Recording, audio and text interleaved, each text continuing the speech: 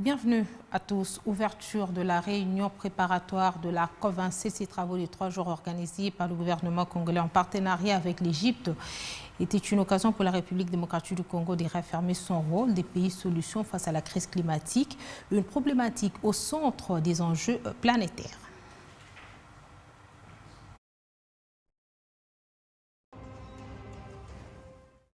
Face à l'urgence climatique, il faut rapidement agir plutôt que parler.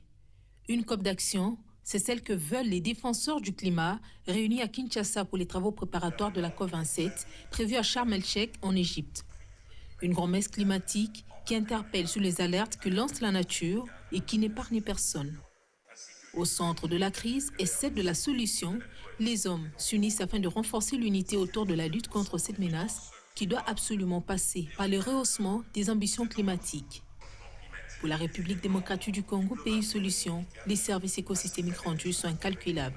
Avec un espace majoritairement vert et une dotation de plus de 155 millions d'hectares de forêt tropicale humide, ainsi qu'avec ses tourbières, mangroves et ses 10% de réserve d'eau douce de la planète.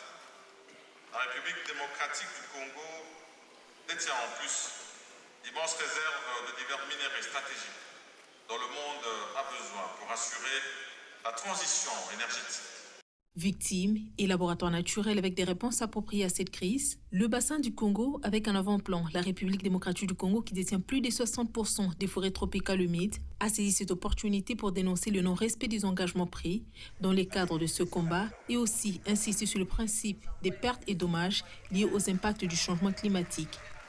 La tendance à la banalisation du non-respect des engagements internationaux avant et pendant la COP26. En second lieu, la question des pertes et dommages liés aux impacts du changement climatique qu'il faut distinguer de celles de l'adaptation au changement climatique et les aborder séparément, au vu que les pertes et dommages se réfèrent aux urgences et à des circonstances temporelles, alors que l'adaptation s'adresse plutôt à des circonstances plus structurelles à programmer sur le long terme.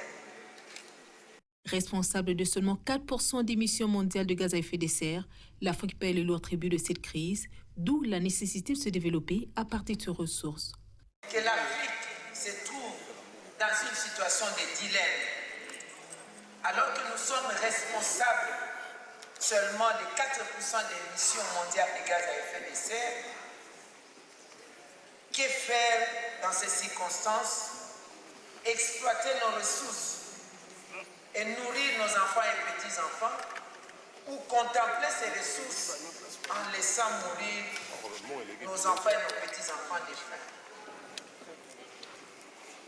Cela équivaudrait à dire: autant nous avons besoin de l'oxygène, nous avons aussi besoin du pain. Le changement climatique n'a pas de frontières et n'épargne aucun coin du monde. Il est temps d'interpeller toutes les consciences.